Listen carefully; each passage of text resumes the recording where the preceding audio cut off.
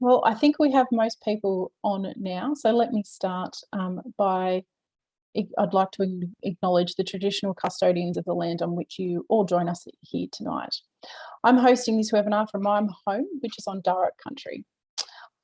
The Aboriginal lands and waters on which we build our courts, clubhouse and facilities that are all essential to our game are acknowledged as ancient and respected grounds, and we acknowledge the significant and ongoing contribution of local Aboriginal communities throughout the Netball New South Wales community and where you join us today.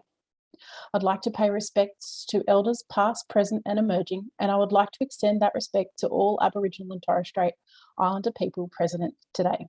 For those of you who don't know me, my name is Lauren Woods and I'm the General Manager of Communities at Netball New South Wales. It's my absolute pleasure to be hosting this evening's fourth and final webinar in the series. Tonight, we'll be exploring how associations acknowledge, promote and celebrate Aboriginal and Torres Strait Islander culture to create an inclusive and respectful netball community.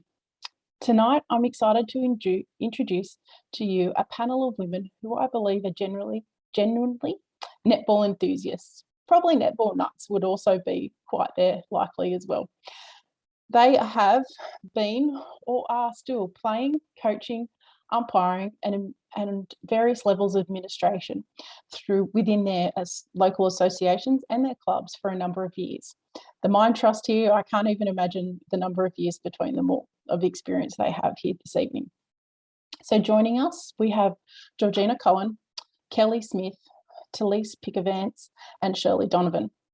Georgina is a proud Dutch Yalga woman from the north coast of New South Wales. She is a member of the Netball New South Wales RAP working group since its inception. She's a committee member of the New South Wales Indigenous Schoolgirls and Australian Indigenous Schoolgirls teams. She's assisted with the setup of the Bungelarm Netball Club in Lismore, an executive member of Lismore District Netball Association, and she's also been a representative coach for Lismore, as well as being named this year as the assistant coach for the inaugural Netball New South Wales All-Star Indigenous team. We also have Kelly Smith joining us from Ballina Netball Association. She's a representative of the working group that put together their first Indigenous round. So I'm looking forward to having those discussions with her and finding out a little bit more. We also have Talise Pickavance. She's a proud Nyampa and Wiradjuri woman, umpire and convener at Orange Netball Association since 2019, as well as also being a previous representative coach for Orange Netball Association. And we also have Shirley Donovan, who is the Secretary of Lismore District Netball Association and has been on the committee for several years. Her passion lies in coaching, and she coaches still at club and representative level, and she also continues to umpire to keep her badge current, as she tells me. So ladies, thank you all for your time this evening, and let's get into this conversation.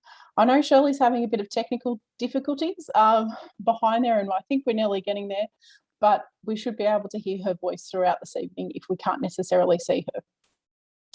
So let's start this.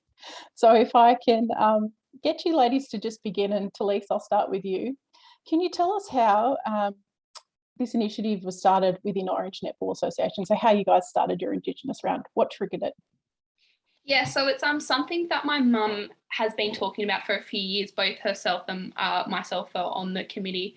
She's been on there for a lot longer. She's up to a 10th year. I'm only up to my 3rd. We're heavily involved in the significant events within the community, and it's something that she wanted to bring to our sporting community. Both mum and I being on the committee, we were able to start that conversation within the committee to get it up and going and established as a yearly event. And we took on what worked well throughout the first one and what we could change, and we wanted to align it. The first one, we just did it and seen how it went, and then we took on what we could change, and the only thing that we changed was align it within Reconciliation Week alongside all the other sporting events, and every year it just gets bigger and better.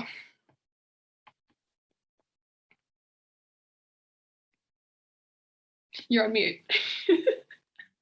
Oh, sorry, I'm on mute. Good work. How about that for technology? Kelly, how did it start for you guys in Ballina?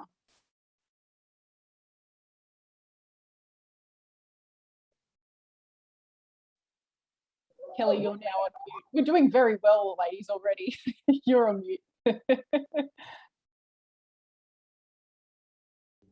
Sorry.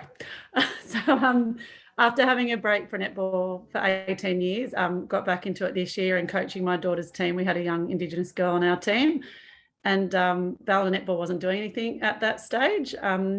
So another mother and myself got our heads together and said that we wanted to do something for NAIDOC Week and celebrate our players and make them feel valued within netball and I guess, yeah, a part of netball and their families. So we kind of ran from there with about kind of 4 or 6 weeks out, and Ballina, our committee was just so supportive and all for it. So ours was a quick kind of run this year, but we have a lot, bigger ideas for the future.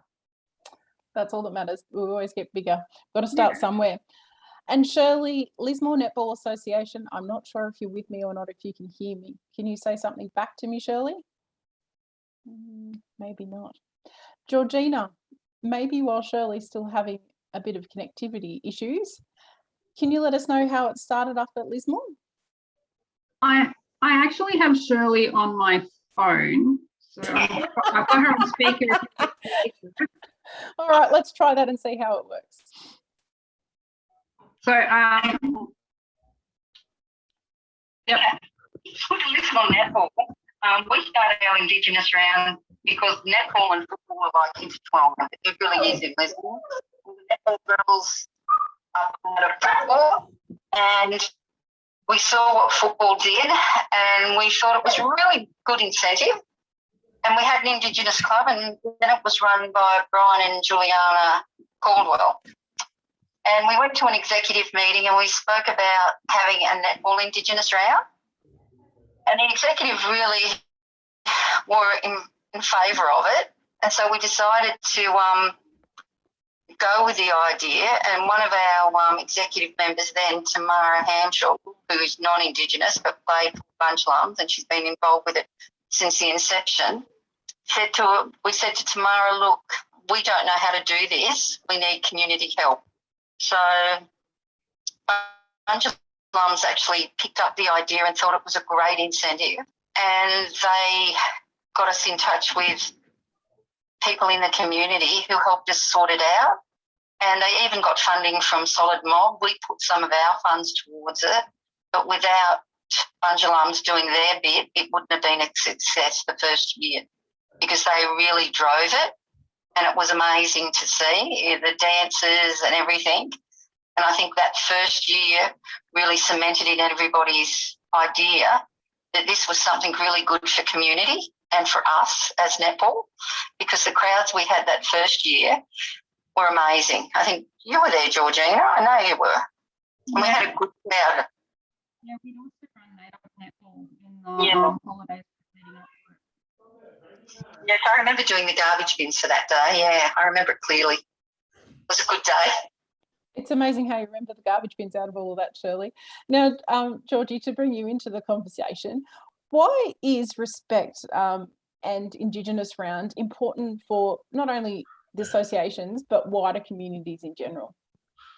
I think that's where we, start our common understanding and grounding. So without respect, that there is no common ground.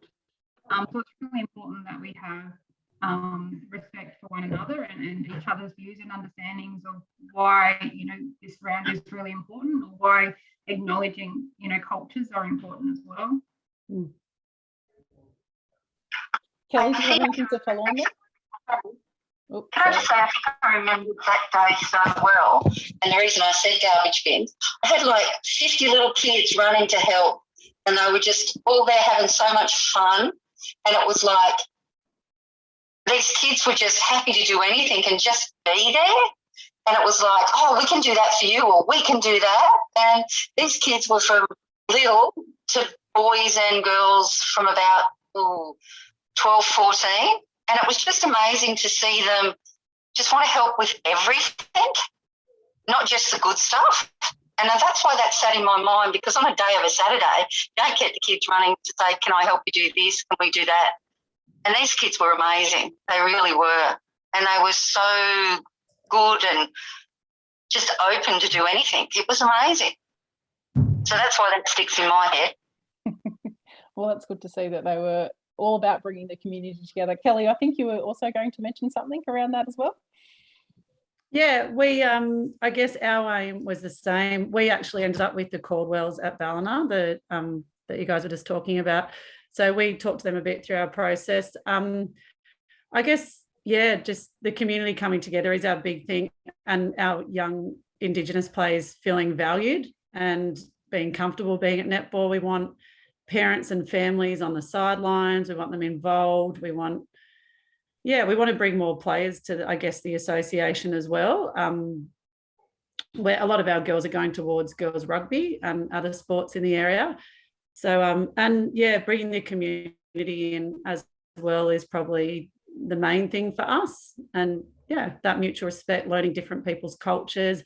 And the kids have just run away with it. I mean, they're doing so much at school already, and that's kind of linked in. And yeah, they just had a ball, and it was lovely to see all the community members come out. And then that also, I think, will then help them get a bit more on board with things like committees and coaching and jobs, and probably getting a better representation in the club as well from the community. Yeah, we do have to start somewhere. So I think it's, entwining them into the fabric of the netball community, but making them feel safe and inclusive in there as well. Now, Talise, with Orange, how did you work with your local Aboriginal and Torres Strait community into bringing the day to life? So as an Indigenous woman, I'm already heavily involved within the community. I understood the correct approaches and protocols to take building up the Indigenous round, and we have a predominant Indigenous club, and so the founder of that, he's actually works with Sport and Rec, and we've had so many links within the actual netball community. We have the founder of Life Studio, she works for Netball New South Wales as the community engagement officer, and half of our committee at the time when we were establishing the first Indigenous round, they had their own links and connections to the community, so we just utilised all of them. And I think that's probably the best way to do it, is utilise everybody that you know that's willing to help. And Kelly, was it the same experience for you guys at Ballina as well? No, because ours was thrown together quite quickly. Myself and I guess Carla, one of the other ladies, we kind of headed it up. We've both worked in schools for, probably collectively over 30 years. So we've kind of done this a fair bit in school. So we kind of knew some members or past students that I've taught on our local committees and councils. Ours was a bit more on the run quickly, but we had links to elders and just through netball. So we had kind of that perspective a bit, and we put out the call for help and for people to come on board. But I think in the first year, people probably just hung back and watched a little bit to see kind of what came of it. And then slowly we got some feedback. A few of our members couldn't make meetings, our Indigenous girls and leaders. But they were still involved in the background. They were there all day helping out and present and doing like the welcome and getting involved in all other ways. So I think, as everything on committees, everyone's kind of scrambled with families and other commitments. But it all came together. I think it helps also with everyone with the common goal and no egos. It just worked really beautifully. So it was good. Well, that leads very nicely into my next question, Kelly. I suppose because of the short turnaround time you may have faced this time, you've probably faced a few challenges. What were some of them? How did you overcome them? And I suppose, where do you see it going from now for you guys, or your next step in the iteration of it? Yeah, our biggest challenge was obviously the time frame, plus out of those 4 weeks, 2 weeks was school holidays, so that was a bit harder. I guess getting onto the other clubs and getting the messages out, there was probably a bit of a lag there. Money is the usual one, funding, everything was kind of thrown together. But most of it was overcome. Everything we wanted to do, we achieved, because our committee was so supportive and on board, and they said we've wanted to do this for ages, but I think they probably needed a little bit of extra, I guess, help or direction. And I guess with our experience within the community already, that was just what made it. And yeah, it just all came together. Probably the other thing was not having as many of our Indigenous families on board, but I think next year that'll be a little bit different. as well, because I remember the first meeting, they were like, how many chairs do you need? And we're like, oh, we don't know how many will turn up, and it just ended up being a committee. So yeah, but I think next year it will be a little bit different. Now everyone knows what we did, what it was about, and yeah, it was good. I think that's right. It's the intentions and it's people seeing how it started as well. Yeah. And Talise, you've now, I think this is in your 3rd or 4th year for Orange Netball Association. What are some of the learnings that you have learnt across the way? I would say just what we can do better and build on it. We didn't start with a extravagant event and just threw it on the community. It's something that we want